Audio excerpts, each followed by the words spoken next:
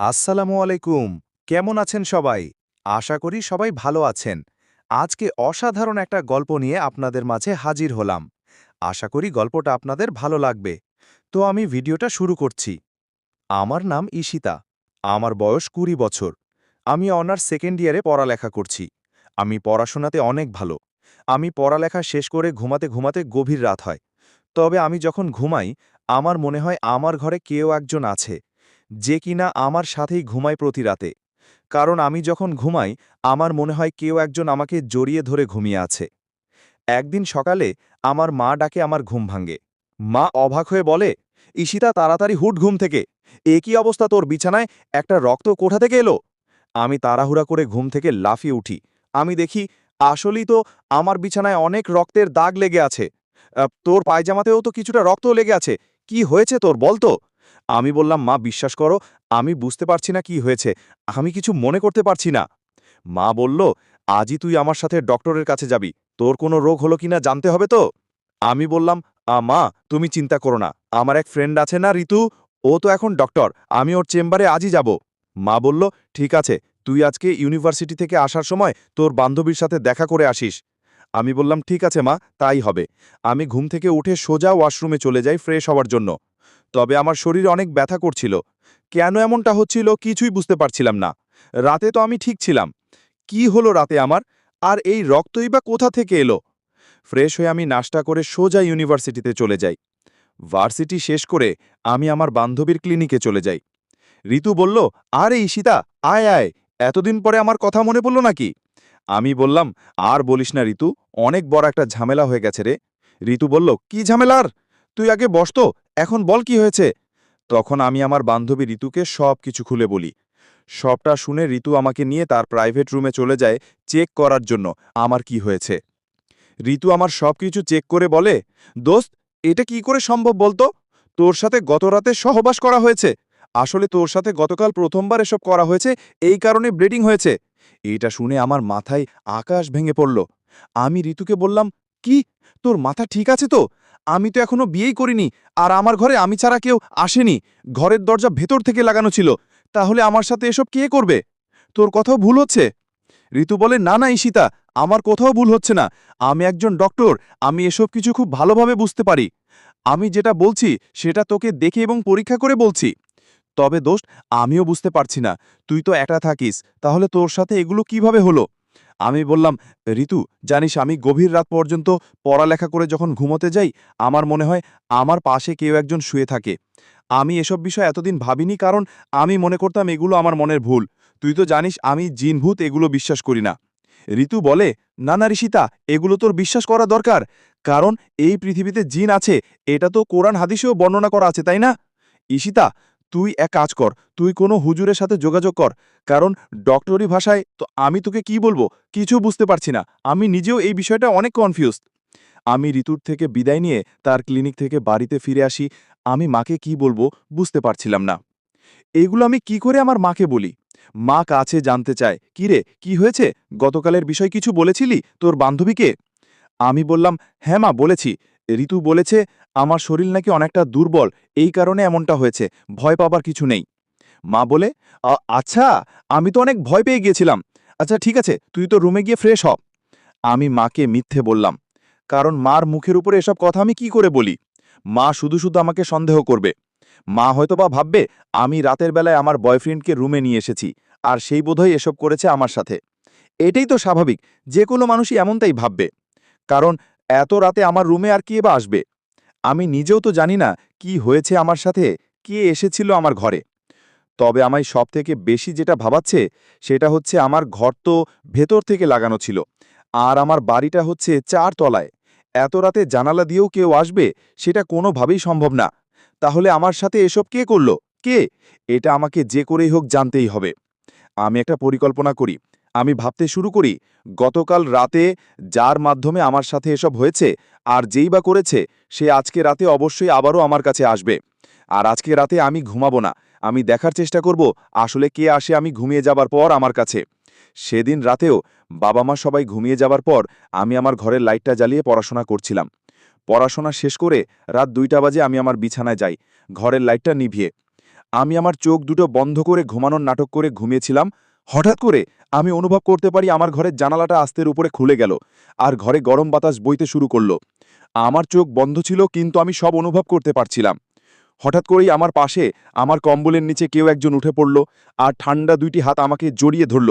আমি ভয়ে অনেক জোরে একটা চিৎকার করলাম। আমার চিৎকার শুনে বাবা-মা দৌড়িয়ে আমার ঘরে চলে আসে আর দরজার বাইরে থেকে ডাকতে শুরু করে, "কি হয়েছে ঈশিতা? দরজা খোল!" আমি কোনোভাবে খাট থেকে নেমে এক দৌড়ে দরজাটা খুলে ফেলি। বাবা-মা ঘরে প্রবেশ করে এই লাইটটা অন করে দেয় আর আমার কাছে জানতে চায়, "কি হয়েছে?" আমি চোখ বন্ধ করেছিলাম। আমি এতটাই ভয় পেয়েছিলাম, চোখ খোলার সাহস পাচ্ছিলাম না। বাবা-মা আমাকে বলে, "চোখ খোলো, আমরা চলে এসেছি। কি হয়েছে বলো আমাদের।" আমি করে সাহস চোখ দুটো খুলি আর মাকে বলি, "মা, আমার খাটে আমার কম্বলের নিচে কেউ একজন আছে।" বাবা আমার খাটের কম্বলটা পুরোপুরি উঠিয়ে ফেলে, কিন্তু সেখানে তো কিছু নেই। বাবা ভালো করে চারিপাশে দেখে, কেউ নেই। খাটের নিচেও চেক করে, কিন্তু কেউ ছিল না সেখানে। তবে আমি একটা বিষয় লক্ষ্য করি, রুমের জানালা দুটো খোলা। কিন্তু আমার খুব ভালো করে মনে আছে, আমি পড়াশোনা শেষ করে জানালা লাগিয়ে ঘুমোতে এসেছিলাম। বাবা বলে, "কই, কিছু তো দেখছি না, হয়তোবা তুমি খারাপ কোনো স্বপ্নে দেখেছ।" কিন্তু আমি স্বপ্নে কি করে দেখতে পারি? আমি তো জেগেছিলাম। আমি তো অনুভব করতে পেরেছিলাম আমাকে দুটি ঠান্ডা হাত জড়িয়ে ধরেছে। কিন্তু আমি কি করে প্রমাণ করব যে কিছু একটা ছিল, যেটা কিনা এখন আমার রুমে নেই? আমাকে এত ভয় পেটে দেখে মা বলে, "ঠিক আছে, আজকে আমি না হয় তোমার সাথে ঘুমাই। ভয় পাবার কোনো কারণ নেই।" সেদিনের মতো মা আমার সাথে আমার ঘরে ঘুমায়। আমি কোনোভাবেই ঘুমোতে পারছিলাম না। আমি বুঝতে পারছিলাম না, কি হয়ে গেল আমার সাথে? আমি তো খুব স্পষ্টভাবে অনুভব করতে পারলাম, কিছু একটা আমাকে জড়িয়ে ধরেছে, যার হাত দুটো খুবই ঠান্ডা ছিল। সবটা শুনে আমার বান্ধবী ঋতু বলে, "দেখ ঈশিতা, আমি কিছুতেই বুঝতে পারছি না তোর সাথে এসব কি হচ্ছে। তুই একটা কাজ কর না, তুই বেশ কিছুদিন আমার সাথে আমার ফ্ল্যাটে থাকবি। আমি তো একাই থাকি। তুই থাকলে আমারও ভালো হবে। আর আমিও অনুভব করার চেষ্টা করব আসলে কি অদৃশ্য কিছু তোর সাথে দেখা করতে আসে। আর আমার বিশ্বাস, তুই আঙ্কেল অ্যান্টিকে বললে তারা মানা করবে না। আমি আজকেই বাবা-মার সাথে কথা বলবো আর তোকে বিকেলবেলা ফোন দিয়ে জানাবো।" আমি ঋতুর থেকে বিদায় নিয়ে বাসায় চলে আসি। দুপুরের খাওয়া-দাওয়ার পর আমি বাবা-মাকে বলি, "বাবা, আমি বেশ কিছুদিন ঋতুর সাথে তার ফ্ল্যাটে থাকতে চাই। আসলে বাবা, আমি ঘরে ঠিক ভালোভাবে পড়তে পারছি না। ওর সাথে থাকলে হয়তোবা আমি পড়ায় মন দিতে পারব।" বাবা-মা জানে ঋতু কেমন মেয়ে, তাই তারা কোনো দ্বিমত না করে আমাকে পারমিশনটা দিয়ে দিল। বিকেলবেলা আমি ঋতুকে ফোন দিয়ে সবটা বলি, আর সন্ধ্যের আগেই বাবা গাড়িতে করে ঋতুর ফ্ল্যাটে আমাকে এগিয়ে দিয়ে যায়। রাতে ঋতু বলে, "ঈশিতা, কি খাবি তুই বল? আজকে রান্না করব না। চল ২ বান্ধবী ফুড পান্ডা থেকে কিছু অর্ডার করে দেই।" আমি বললাম, "ঠিক আছে, তুই যেমনটা ভালো বুঝিস, তবে আজকে কিন্তু আমি কাচ্চি খাবো। কাচ্চি অর্ডার কর।" রাতের ডিনারটা আমরা ফুড পান্ডা থেকে অর্ডার করে নিয়ে আসি। খাওয়া-দাওয়ার পর ২ কাপ কফি বানিয়ে খাটের উপর বসে পড়লাম আড্ডা দেওয়ার জন্য। আমি ঋতুকে বললাম, "আচ্ছা ঋতু, তুই কি কখনো জিন দেখেছিস?" ঋতু বলে, "না রে ঈশিতা, আমি এসব কখনো দেখিনি। কিন্তু দাদু-দিদার কাছে এসবের অনেক ঘটনা শুনেছি। জানিস, আমার দাদু বলেছে আমাদের গ্রামে নাকি একটি মেয়েকে একটি জিন বিয়ে করে তার সাথে সংসার পর্যন্ত করেছে।" আমি তখন বললাম, "কি বলছিস তুই? এটাও সম্ভব?" ঋতু বলে, "হ্যাঁ ঈশিতা, এটা আমি শুনেছি আমার দাদুর কাছে। কিন্তু এটা তো অনেক আগের ঘটনা, ১৯০৫ সালের ঘটনা।" আমি বললাম, "আচ্ছা ঋতু, তাহলে কি আমার কাছেও কি কোনো জিন আসে?" তখন ঋতু বলে, "সেটা জানার জন্যই তো তোকে আমার ফ্ল্যাটে নিয়ে এলাম। দেখা যাক আজ রাতে কিছু হয় কিনা।" আড্ডা দিতে দিতে রাত্র ১টা বেজে যায়। তারপরে আমরা একসাথে লাইট বন্ধ করে এক খাটে ঘুমিয়ে পড়ি। আমি যখন গভীর ঘুমে ছিলাম, তখন আমি একটা স্বপ্ন দেখি। আমি ঋতুর ফ্ল্যাটে শুয়ে আছি, আর আমার সামনে দাঁড়িয়ে আছে খুব সুন্দর দেখতে একটি পুরুষ। পুরুষটি মিশরের মানুষদের মতো খুব সুন্দর পোশাক পরা। সেই পুরুষটি আমাকে বলছে, আমার না খুব কষ্ট হচ্ছে জানো, আমি আজকে ঘুমোতে পারবো না এটা ভেবে। আমি তখন সে সুদর্শন পুরুষটার সাথে কথা বলতে শুরু করলাম। আমি তাকে বললাম, কে আপনি, আর আপনি ঘুমোতে পারবেন না কেন? তখন সে সুদর্শন পুরুষটি আমাকে বলে, কি করে ঘুমাবো বলো? আজ তো তোমাকে ধরে আমি ঘুমোতে পারবো না, কারণ আজকে তোমাকে জড়িয়ে ধরে আছে তোমার বান্ধবী। হ্যাঁ, আমি চাইলে তার ভেতরে প্রবেশ করে তোমাকে জড়িয়ে ধরতে পারি, কিন্তু এটাতে আমি কোনো ফিল পাবো না, আর আমার ঘুম হবে না। তুমি জানো ঈশিতা, আমি গত ৫ বছর ধরে তোমাকে জড়িয়ে ধরে প্রতি রাতে ঘুমাই, কিন্তু এই গত ৫ বছরে আমি একবারও তোমার কোনো সুযোগ নেয়ার চেষ্টা করিনি। কিন্তু সেদিন ওই বৃষ্টির রাতে আমার কি যে হলো, আমার অজান্তেই তোমার সাথে আমি সহবাস করলাম। তুমি এতটা ঘুমাচ্ছিলে যে তুমি কোনো আঁচে পাওনি। এটার জন্য আমি খুবই লজ্জিত, আমাকে মাফ করে দিও। তোমাকে প্রতি রাতে জড়িয়ে ঘুমাতে ঘুমাতে এটা আমার অভ্যেস হয়ে গেছে, তাই এখন তোমাকে জড়িয়ে না ধরে ঘুমাতেই পারি না আমি। দয়া করে তুমি কালই তোমার বাড়িতে ফিরে যাও।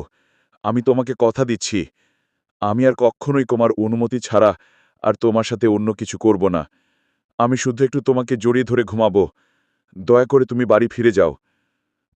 তখনই আমার ঘুমটা ভেঙে যায়। আমি লাফিয়ে উঠি ঘুম থেকে। ঘুম থেকে উঠে আমি হাঁপাচ্ছিলাম।